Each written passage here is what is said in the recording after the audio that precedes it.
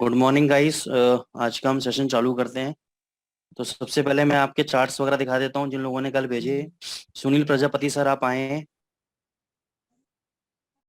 Yes sir. लेकिन आपसे मैंने कल एक रिक्वेस्ट की थी कि आप प्लीज मूविंग एवरेज वगैरह लगा के मत भेजो मत भेजो मत भेजो। आप बार बार वही गलती कर रहे हो सर आप। मैंने कहा प्लेन चार्ट लगा के भेजो, आप उसमें दुनिया भर के इंडिकेटर लगा के भेज दे तो कुछ भी समझ में नहीं आता है। ये मूविंग एवरेज को आप हाइड कर दो ना, दिक्कत क्या आ रही है आपको? यस कल भी बोला था मैंने आपको। चलो ये फ्लैग पैटर्न है, सर। ठीक है।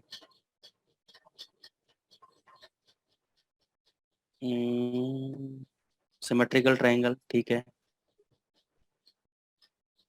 डिसेंडिंग ट्रायंगल बढ़िया, लेकिन डिसेंडिंग ट्रायंगल में क्या हुआ? यहाँ पे लो नहीं कटा, हाई कट गया। ठीक है ना, तो कोई बात नहीं, कट जाने तो हमें ट्रेड नहीं लेना। डिसेंडिंग ट्रायंगल के बेसिस पर ट्रेड नहीं लेना हमें। कोई और थ्योरी लगा के ट्रेड लेना है तो ले सकते हो, लेकिन डिसेंडिंग ट्रायंगल का उल्टा इसने ब्रेकआउट दिया, वो ट्रेड नहीं चलेगा। Yes sir. ठीक है ना, मैं तो वही रिपीट कर रही हूँ। सिमेट्रिकल ट्रायंगल, ठीक है, बहुत बढ़िया। असेंडिंग ट्रायंगल, ठीक है। अब ये देखो सिमेट्रिकल ट्रायंगल में आपको क्या करना है ना, आपने क्या कर रखा है, बॉडी कनेक्ट कर रखी है आपने। ये बॉडी कनेक्ट नहीं करनी है आपको, आपको हाई से हाई कनेक्ट करना है। ये हाई और लो से लो कनेक्ट करना है आपको, तब जाके सिमेट्रिकल ट्रायंगल बनेगा। आपने क्या कर रखा है, ऊपर तो आपने बॉडी कनेक्ट कर रखी है और नीचे आपने लो कनेक्ट कर रखे हैं, तो ये फॉर्मेशन गलत है। Yes sir. असेंडिंग ट्रायंगल, ठीक है। असेंडिंग ट्रायंगल बढ़िया। ये देखो यहाँ पे देखो ट्रैप किया, पहले इसने नीचे ब्रेकआउट दिया, इसका लो नहीं कटा, फिर ऊपर ब्रेकआउट दिया, ये वाला काम करेगा आपका ब्रेकआउट। Yes sir. ठीक है ना, चलो आपका हो गया सर, ठीक काम है। Kishore sir. Yes sir. Ascending triangle pattern. Kishore ji sir, ये तो देखो असेंडिंग ट्रायंगल है आपका, नो डाउट, बहुत बढ़िया है। ये क्या बनाया है आपने? ये ये भी सिमेट्रिकल ट्रायंगल है। असेंडिंग। नहीं, ये ओके, सिमेट्रिकल सिमेट्रिक हो गया। ट्रायंगल है, क्योंकि असेंडिंग में क्या होता है ना, ये आपके हाइज बराबर रहते हैं। इधर रेजिस्टेंस ले रहा है प्राइजेस, और प्राइजेस जब भी नीचे आ रहे हैं तो हायर लोज बन रहे हैं, तो ये असेंडिंग ट्रायंगल है, ये सिमेट्रिकल ट्रायंगल है। ठीक है ना sir. Okay okay. Wedge pattern है, बहुत बढ़िया। Flag pattern. अच्छा, अब फ्लैग पैटर्न में क्या होता है, एक चीज और होती है। अगर आप इसको फ्लैग पैटर्न कंसिडर कर रहे हो, तो इस फ्लैग पैटर्न के अंदर यार सब लोग माइक को अनम्यूट क्यों कर लेते हैं? इसके अंदर क्या होता है कि ये वाला जो फ्लैग पैटर्न है, ये जो फ्लैग पैटर्न है अपना, जो प्रीवियस स्विंग लो है, इसको नहीं टूटना चाहिए। ठीक है ना, ये अगर टूट गया तो वैलिडिटी इसकी खत्म हो जाती है। ठीक है ना, उसके बाद चाहे ऊपर भगा हो, लेकिन ये अगर नहीं टूटेगा और यहीं तक ही बन के और यहाँ से अगर ब्रेकआउट दे देगा ऊपर की तरफ, तो इसकी वैलिडिटी ज्यादा है। ओके, और एक भेजा होता है मैंने फ्लैग पैटर्न का। हाँ हाँ, ठीक है। ये डिसेंडिंग ट्रायंगल हो गया। अब डिसेंडिंग ट्रायंगल में क्या है ना सर, डिसेंडिंग ट्रायंगल, चलो ले लो, कोई दिक्कत नहीं, ठीक है। फ्लैग पैटर्न नोटेड, बहुत बढ़िया। Symmetrical triangle, symmetrical triangle, wedge pattern, बहुत बढ़िया। Up trend wedge pattern, very good Kishore sir, बहुत जबरदस्त, अच्छा काम किया आप। रंजीत कुमार जी। Yes sir. ठीक है, ये फ्लैग पैटर्न ठीक है, लेकिन ये असेंडिंग ट्रायंगल नहीं है, ये सिमेट्रिकल ट्रायंगल पैटर्न है। ठीक है, लोअर हाई बन रहा है और हायर लो बन रहा है, सिमेट्रिकल ट्रायंगल पैटर्न है। असेंडिंग ट्रायंगल कैसा होता है, ऊपर जाएंगे, हाइट से हो रहा है। फिर नीचे आएगा, फिर ऊपर, फिर नीचे, यानी ये बराबर रहेगा और ये वाला लो इस लो से ऊपर रहेगा, this is called ascending triangle. ठीक है ना, ये वाला राइट सर। सिमेट्रिकल ट्रायंगल है। ठीक है ना sir. Sir. Falling veg, very good. Descending नहीं है, ये सिमेट्रिकल ट्रायंगल है, डिसेंडिंग नहीं है। वेज पैटर्न, ठीक है। ये असेंडिंग नहीं है, ये सिमेट्रिकल ठीक है लेकिन असेंडिंग नहीं है। ये फॉलिंग वेज है, वेरी गुड। फ्लैग पैटर्न है, वेरी गुड। फॉलिंग वेजेस है, फ्लैग पैटर्न सेम थिंग है, बहुत बढ़िया। ठीक है रंजीत जी, बढ़िया काम है, कोई दिक्कत नहीं है। प्रीतम प्रजापति सर। जी सर। सर मैं आपको कल भी रिक्वेस्ट किया था कि आप लाइन चार्ट पे काम ना करें, ना करें, ना करें, कैंडल्स पे काम करें। जी सर। अभी आपने ट्रेंड लाइन बना दी, बहुत बढ़िया बनाई है आपने, चैनल बना दिया, बढ़िया बना दिया, लेकिन आप बताना क्या चाह रहे हो, इसमें क्या हुआ उसके बाद?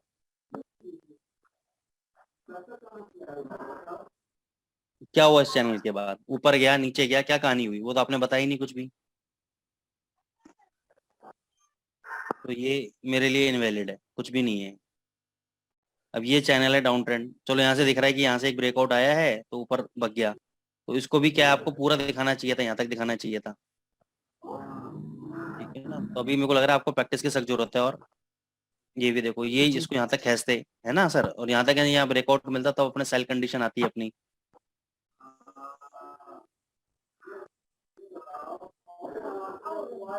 ठीक है।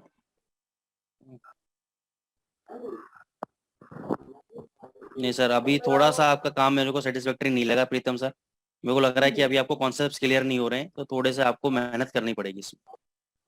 जी सर। ठीक है ना सर, दोबारा कॉन्सेप्ट को समझें, अच्छे से देखें, करें। कोई दिक्कत आती है मेरे से पूछें, लेकिन ये कॉन्सेप्ट हमको लग नहीं रहा आपको क्लियर है कुछ, क्योंकि आपको ये नहीं पता कि आप क्या बना के भेज रहे हो। ठीक है ना, तो अभी मेरे को लग नहीं रहा कि आपके बेस क्लियर हो रहा है आपका। तो इसके लिए सर थोड़ी मेहनत आपको करनी पड़ेगी आपको। ठीक है, क्योंकि मैं जी सेटिस्फाई नहीं हूँ आपके काम से सर। अब इसमें जो भी आपको हेल्प चाहिए मैं कर दूंगा, लेकिन आप इसमें थोड़ी सी मेहनत करो। प्रॉपर पहले तो बातों को सुना करो, कैंडल है तो कैंडल पे काम चालू करो। फिर आप ये ट्रेंड लाइन चैनल खींच रहे हो तो आप क्या दिखाना चाह रहे हो? ब्रेकआउट दिखाना चाह रहे हो, ब्रेकडाउन दिखाना चाह रहे हो, क्या दिखाना चाह रहे हो? दूसरा, फॉलिंग वेज दिखाना चाह रहे हो, बुलिश फ्लैग दिखाना चाह रहे हो, क्या दिखाना चाह रहे हो? तो लिखो एटलीस्ट वहां पर आप। ठीक है ना। चलो, तो गाइस अब जिन लोगों ने अच्छा काम किया है और जो लोग कर रहे हैं, तो उनके से मैं ये रिक्वेस्ट करूंगा कि आज हम एक नया कॉन्सेप्ट करेंगे आगे, अपने आरएसआई का कॉन्सेप्ट करेंगे आज हम। ठीक है ना, और आरएसआई एक इंडिकेटर है जिसके बारे में हम समझेंगे, करेंगे। और आज के बाद फिर हम मिलेंगे अगले हफ्ते फ्राइडे को ही। फ्राइडे सैटरडे संडे क्लासेस होंगी हमारी, एक हफ्ता मैं आपको दे रहा हूँ, ताकि जितने भी पैटर्न्स आपने पढ़े हैं इसके आप लाइव में तो नहीं, डेमो अकाउंट के ऊपर आप एटलीस्ट लाइव मार्केट के अंदर आप लाइंस खींचो, ट्रेंड लाइन खींचो, सिमेट्रिकल ट्रायंगल बनाओ, और उसके ट्रेड्स डेमो अकाउंट के अंदर लेना चालू कर दो। और मेरे को एक हफ्ते बाद रिजल्ट बताओ कि एक हफ्ते के अंदर हमने ये ट्रेड लिए, ये चले, ये नहीं चले, तो उसको अपन रिव्यू करेंगे बैठ के। तो अब आपका समय आ गया मैदान में धीरे धीरे उतरने का। तो this is the right time कि आप मैदान में उतरो और इस काम को करो। ठीक है ना। जी सर। हाँ, ये ट्रायंगल वगैरह के चार्ट पैटर्न के नोट्स मैं भेज दूंगा, तो उसको आप देख लेना, कोई दिक्कत नहीं है। ठीक है। ये स्क्रीन लुक जुक क्यों कर रही है भाई? तो अब हम चलते हैं आरएसआई के ऊपर। आरएसआई,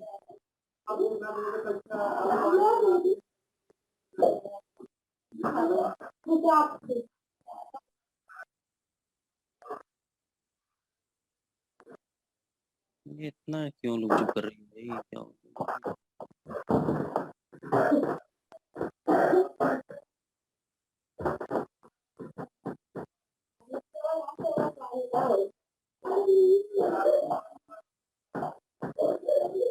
रिलेटिव स्ट्रेंथ इंडेक्स एक इंडिकेटर है आपका, जो डेवलप किया था वेलेस विल्टर साहब ने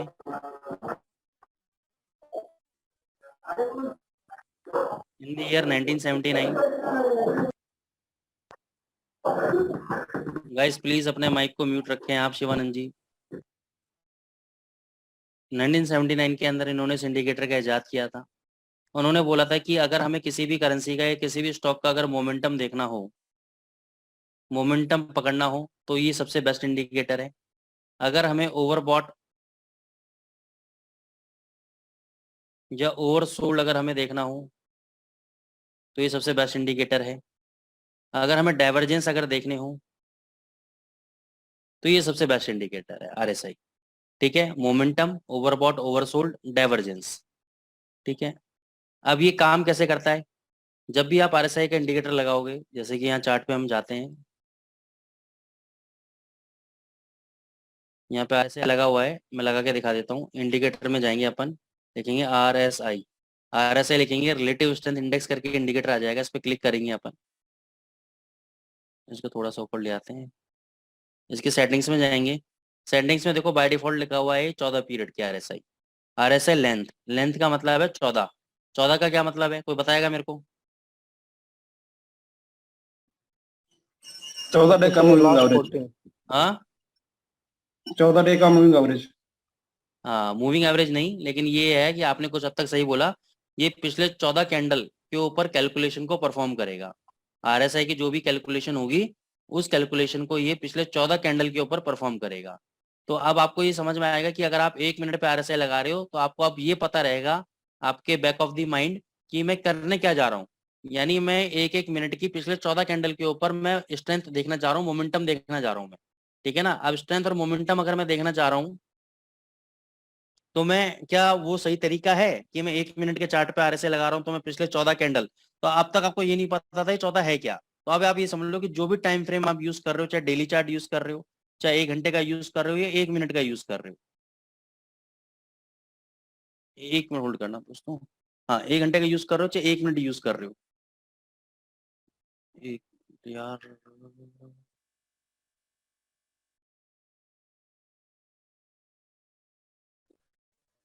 घंटे का कर रहे थे। है ना? तो अगर हम 1 घंटे का यूज कर रहे हो या 15 मिनट का यूज कर रहे हो, जिस भी टाइम फ्रेम को हम यूज कर रहे हो, तो उसका हम पिछले 14 कैंडल के ऊपर RSI का हम कैलकुलेशन कर रहे हैं और जो रिजल्ट आएगा पिछले 14 कैंडल के ऊपर रिजल्ट आएगा RSI का। ठीक है? जी सर। अब ये होता कैसे, कैलकुलेट कैसे होता है, इसके बारे में हम बात कर लेते हैं।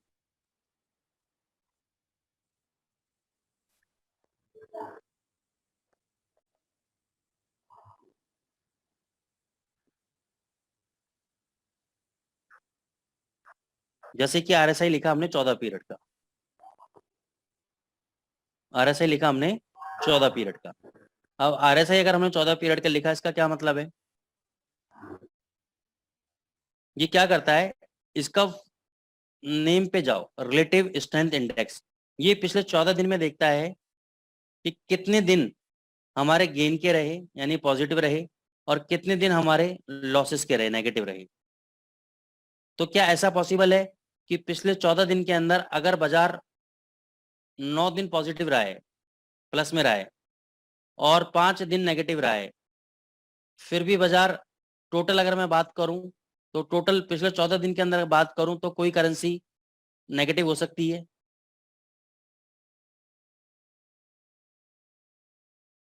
बताओ।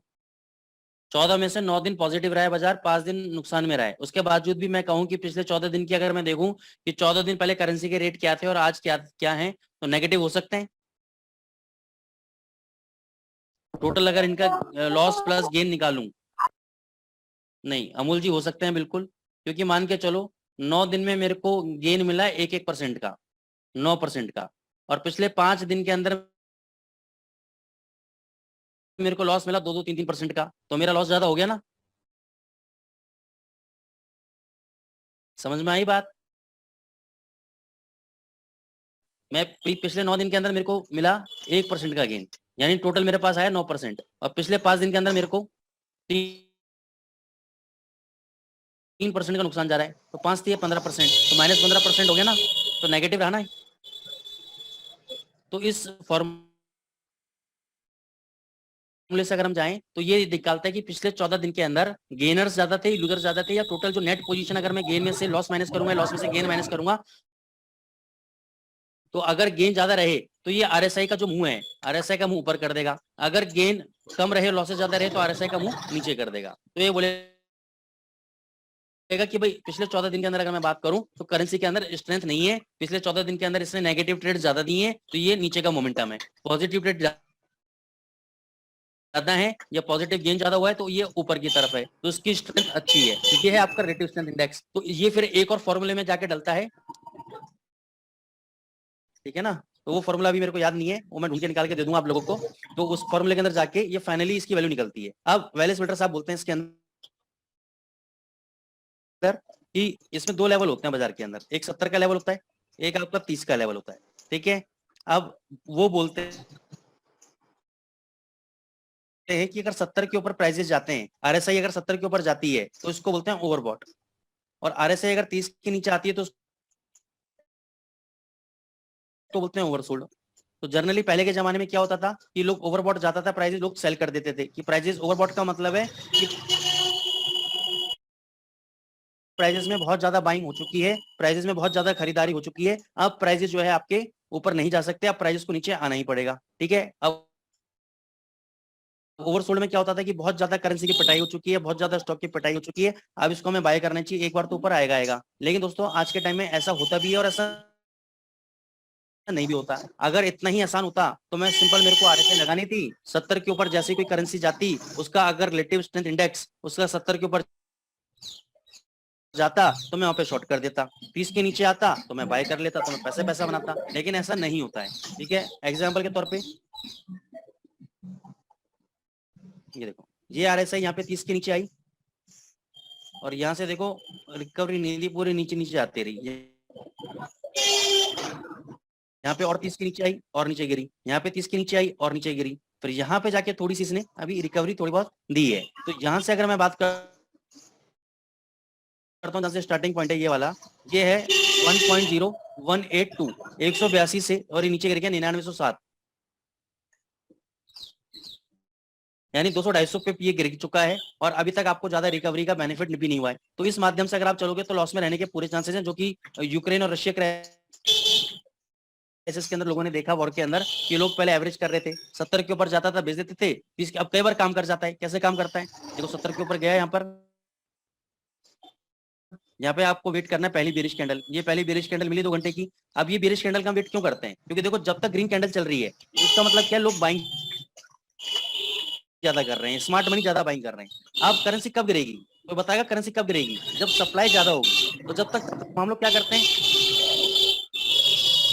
हम लोग जब मोमेंटम होता है, यार अपने प्लीज माइक को आप म्यूट रखो दोस्तों, आप अनम्यूट कर देते हो फिर डिस्टर्बेंस होती है बहुत ज्यादा। तो अब इसमें क्या है, जब तक मोमेंटम ऊपर की तरफ रहेगा, बाइंग की तरफ रहेगा, तो हम क्या करते हैं, बढ़ते हुए क्रम के अंदर हम सेल करना चालू कर देते हैं। क्यों सेल करना चालू कर देते हैं, हमें लगता है इतना बग गई, 100 पे बगी, 20 पे तो नीचे आएगी, हम 20 पिप का प्रॉफिट कमा के बाहर निकल जाएंगे, जबकि ऐसा होता नहीं और बकती रहती है। तो हम सेलिंग कब करेंगे, जब हमें यह पता लगेगा कि अब सेलिंग के लिए लोग घुस चुके हैं इसके अंदर। तो सेलिंग के लिए जब घुसेंगे कैसे पता लगेगा, रेड कैंडल बनेगी। अब जब रेड कैंडल बनेगी 70 के बाद, तब हम इसको शॉर्ट करेंगे, तब इसका बेनिफिट इस तरीके से ले सकते हैं। अब जरूर नहीं है कि रेड कैंडल थोड़ा सा ऊपर जाएगी फिर और ऊपर भग सकता है, ऐसा भी हो सकता है। तो इसलिए इतनी कामयाब थ्योरी नहीं है ओवरबॉट और ओवरसोल्ड की। समझ रहे हैं बात को आप लोग।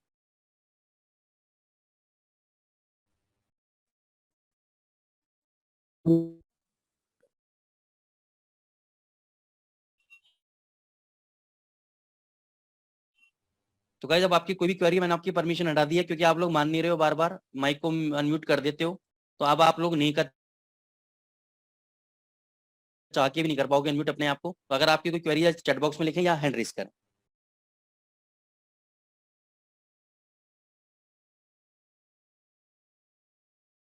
ठीक है, तो एक 70 की जगह हम आरएसआई को 80 कर देते हैं, ओवरबॉट एरिया को और ओवरसोल्ड को हम 20 कर देते हैं। फिर देखा कि 80-20 वाला भी काम नहीं कर रहा, फिर लोगों ने लगाया 90 और 10। अब 90-10 में क्या हुआ, साल में एक बार 90 के ऊपर जाता है या 2 बार जाता है, या एक बार 10 के नीचे जाता है या 2 बार जाता है, बस साल में 2 या 3 बार से ज्यादा जा ही नहीं रहा आरएसआई, इसका मतलब ट्रेंड नहीं हो रहा है। तो कहने का मतलब है कि कोई भी थ्योरी लगाई, सारी थ्योरी फेल होती हुई नजर आई। तो ये तो कॉन्सेप्ट है दोस्तों ओवरबॉट और ओवरसोल्ड का। अब आरएसआई को हम एक और तरीके से समझ सकते हैं कि ये हमें मोमेंटम कैसे बताता है।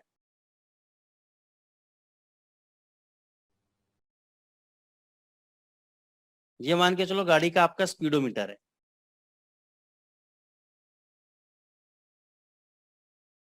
बीच बीच में कुछ नंबर्स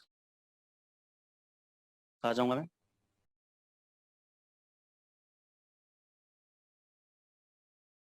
सपोज इतना है, तो 0 से 20 पे जब हम गाड़ी स्टार्ट करते हैं तो क्या होता है, धीरे धीरे रेस देते हैं, तो मतलब मोमेंटम धीरे धीरे क्रिएट हो रहा है। यहाँ पे रहता है स्लो मोमेंटम, स्लो स्पीड में रहती है गाड़ी। 20 से 50 के बीच में थोड़ी सी मीडियम रेंज में आती है स्पीड में, 50 से 60 के बीच में, 80 के बीच में फास्ट रेंज में आती है गाड़ी, और 80 से 100 120 चली जाए तो वेरी फास्ट की रेंज में आ जाती है। तो ऐसे ही आरएसआई का मोमेंटम है।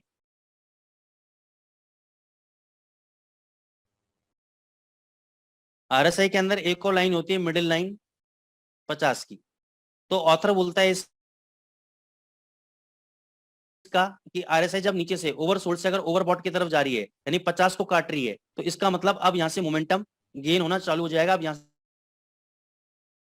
एक तेजी पकड़ सकता है बाजार। जब ऊपर से नीचे आ रहा होता है 50 को नीचे काट रही है, इसका मतलब मोमेंटम स्लो पड़ रहा है। अभी नीचे धीरे धीरे यहां से वीकनेस की तरफ बढ़ेगा, स्ट्रॉन्ग मोमेंटम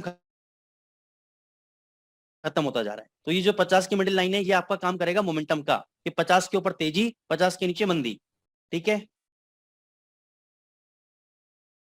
ये मिडिल लाइन है इसके अंदर। अब इसमें एडवांस कॉन्सेप्ट भी और भी है, वो मैं आगे बताऊंगा। अभी बेसिक बेसिक बता रहा हूँ, अगली क्लास में मैं आपको एडवांस कॉन्सेप्ट भी बताऊंगा। अभी एक साथ बता दूंगा तो कंफ्यूजन हो जाएगा आपके दिमाग। दूसरा आता है दोस्तों डाइवर्जेंस। इसमें कॉन्सेप्ट होता है आरएसआई के अंदर रेंज शिफ्ट। वो मैं एकदम बाद में बताऊंगा, जब आप पहले आरएसआई को बेसिक समझ लोगे, फिर इस एडवांस कॉन्सेप्ट को बताऊंगा रेंज शिफ्ट को। अभी हम करते हैं डाइवर्जेंस। डाइवर्जेंस क्या होता है दोस्तों?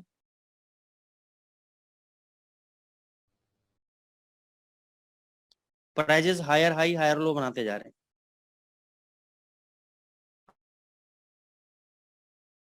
आरएसआई भी आपकी हायर हाई हायर लो बनाते जा रही है। एक लेवल पे आके क्या हुआ, आरएसआई ने क्या कर दिया, लोअर हाई बनाने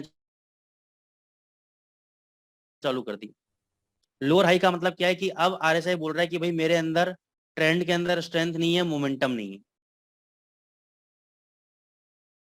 ट्रेंड के अंदर क्या नहीं है, स्ट्रेंथ नहीं है और मोमेंटम नहीं है, और प्राइजेस यहां से ऊपर भगते जा रहे हैं। ठीक है, इसका मतलब अब हमें यहाँ पे क्या हो जाना है, अलर्ट हो जाना है कि अब क्योंकि प्राइजेस तो भग रहे हैं, लेकिन मोमेंटम के साथ नहीं भग रहे, स्ट्रेंथ के साथ नहीं भग रहे। अगर किसी चीज में स्ट्रेंथ नहीं है, मान लो कि चलो आपकी गली में कोई गुंडा है, उसके अंदर बहुत ताकत है, लेकिन एक समय ऐसा आया कि वो थक चुका है, ठीक है ना, अब उसके अंदर वो ताकत नहीं रही, तो आप उसको आसानी से पीट पाओगे। तो वैसे ही करेंसी मार्केट के अंदर, स्टॉक मार्केट के अंदर आपको वीकनेस देखनी है अगर आपको सेल करना है, और बाय करनी है तो आपको स्ट्रॉन्ग चीज देखनी है आपको। तो यहाँ पे हमें क्या पता लगा कि यहाँ पे मोमेंटम स्लो पड़ सकता है। तो जैसे ये डाइवर्जेंस में से, चैनल में से बाहर निकलेगा कैंडल, और एक कैंडल ऐसा लो बना देगा, तो इस कैंडल के लो के नीचे हम सेल कर देंगे, और ये जो हाई पॉइंट है ये हमारा स्टॉप लॉस रहेगा। इसको बोलते हैं negative divergence. Divergence between price and the RSI. इसके विपरीत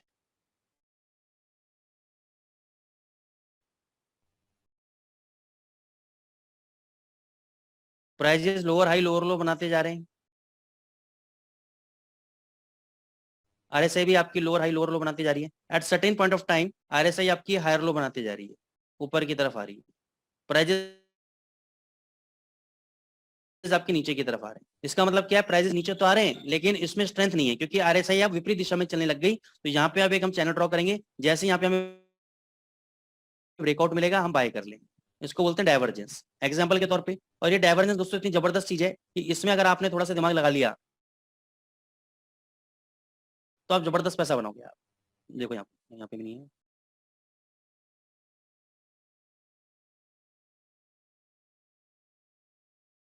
ये देखो प्राइजेस आपके नीचे आ रहे हैं और आरएसआई आपकी ऊपर जा रही है।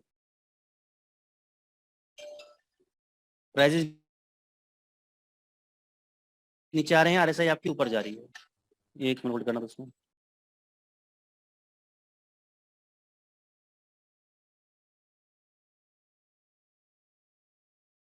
तो ये आपके नेगेटिव डाइवर्जेंस है। अब यहाँ पे आपको क्या करना है, दो तीन तरीके हैं। यहाँ तो देखो यहाँ पे हैमर बना है कैंडल, थोड़ा सा मैं व्हाइट करके दिखा देता हूँ मैं आपको।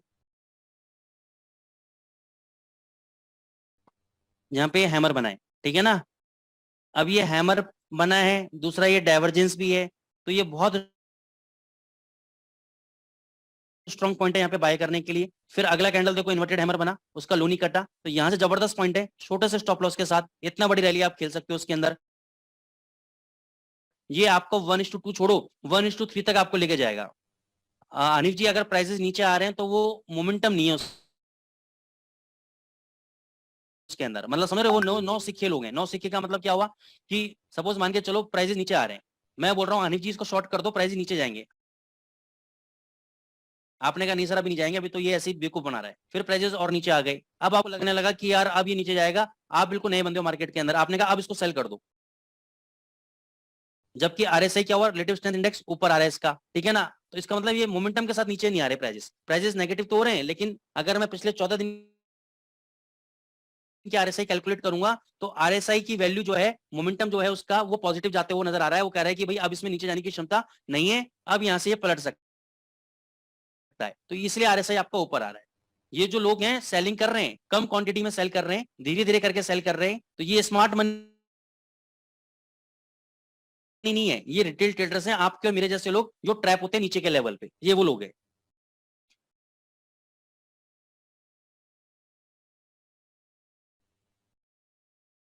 ठीक है सर, तो यहां पे आप क्या देखोगे, कोई कैंडल पैटर्न देखोगे, अगर कैंडल पैटर्न है तो हम उसके हाई के ऊपर बाय कर लेंगे, या फिर अगर हम कुछ चैनल बना रहे हैं तो चैनल से ब्रेकआउट होगा तो हम बाय कर लेंगे। तो ये तो हो गया नीचे का डाइवर्जेंस। अब देखता हूं ऊपर का डाइवर्जेंस। ये देखो ऊपर का डाइवर्जेंस, प्राइजेस ऊपर आ रहे हैं, आरएसआई नीचे आ रहा है आपका। आपने एक चैनल बनाया, चैनल से जैसे ब्रेकआउट मिला, sell retesting, sell retesting, sell, 50 के नीचे चला गया आरएसआई, तो और भयंकर मंदी आपको देखने को मिलेगी, और भयंकर मंदी देखने को मिलेगी। तो आरएसआई दोस्तों अभी आपका यहीं खत्म नहीं हुआ, डाइवर्जेंस सबको समझ में आ गया। अब आपका होमवर्क है कि आपको कम से कम 10 चार्ट, 5 चार्ट पॉजिटिव उसके ऊपर वाले डाइवर्जेंस के, 5 चार्ट नीचे वाले डाइवर्जेंस के ढूंढने हैं, और इन डाइवर्जेंस के ऊपर अब आपको लाइव मार्केट के अंदर भी देखना है, जहां डाइवर्जेंस बन रहा है उसको ट्रेड करने की कोशिश करो डेमो अकाउंट के ऊपर। Symmetrical triangle, ascending triangle, descending triangle, flag pattern, rounding top, head and shoulder, जितने भी पढ़ाए हैं सबको ट्रेड करो लाइव मार्केट के ऊपर, डेमो अकाउंट के ऊपर। ठीक है, क्योंकि आरएसआई भी आपका खत्म नहीं हुआ है। नेक्स्ट वीक में आपको आरएसआई में थोड़ा सा एडवांस लेवल और लेके चलूंगा मैं आपको, ठीक है ना। एक बार में मैं सारी डोज नहीं देना चाहता, नहीं तो क्योंकि कुछ लोग तो आप समझ लोगे, लेकिन कुछ लोग ऐसे जो नहीं समझेंगे, थोड़े स्लो लर्नर। मैं भी स्लो लर्नर हूँ, तो मैं भी इस चीज को, प्रॉब्लम को समझ सकता हूँ, इसलिए मैं आराम आराम से चल रहा हूँ। किसी को कोई दिक्कत है यहाँ पे आराम से चलने में? अब आप अपने माइक को अनम्यूट करके बोल सकते हैं। No sir. चलेगा पैटर्न? ठीक है ना। अब आप पूरे हफ्ते प्रैक्टिस देखो, मैं एक हफ्ते का टाइम क्यों दे रहा हूँ, मैं आपकी क्लास मंडे को भी ले सकता हूँ, ट्यूसडे को भी ले सकता हूँ, लेकिन मैं टाइम इसलिए दे रहा हूँ कि आप रियल मार्केट का एसेंस लो, जो मैं सिखा रहा हूँ उसको रियल मार्केट में अप्लाई करके देखो, गल जा रहा है कहां नहीं जा रहा, तभी सीखोगे। और सीखोगे आप कहीं ना कहीं बड़े फंड मैनेजर बनोगे, अच्छा फंड काम करोगे, मेरा नाम होगा। ठीक है, नहीं करोगे तो फिर बेकार। नोट्स यूवीजी में भेज दूंगा सर, अभी भेज देता हूँ, सूरज जी को भेज देता हूँ, हमसे ले लीजिएगा। बाकी अगले फ्राइडे को मिलेंगे दोस्तों, और प्लीज हाथ जोड़ के रिक्वेस्ट है कि सबके सब लोग डेमो अकाउंट पे ट्रेड करके लॉस प्रॉफिट वाला जो भी निकले लेके आओ, फिर देखेंगे उसको अपन। ठीक है ना। फॉर एग्जाम्पल जरूर करना आरएसआई के, फिर मैं आपको आरएसआई में एक नया कॉन्सेप्ट और बताऊंगा। मेरे पास ऐसे ऐसे ट्रेडर हैं डाइवर्जेंस के अंदर, सिर्फ डाइवर्जेंस के अंदर 300 पिप निकाल रहे हैं महीने के, सिर्फ डाइवर्जेंस प्ले करके, और थ्योरी तो लगाई नहीं उन्होंने, और थ्योरी लगा लें तो कितना नहीं। ठीक है ना दोस्तों।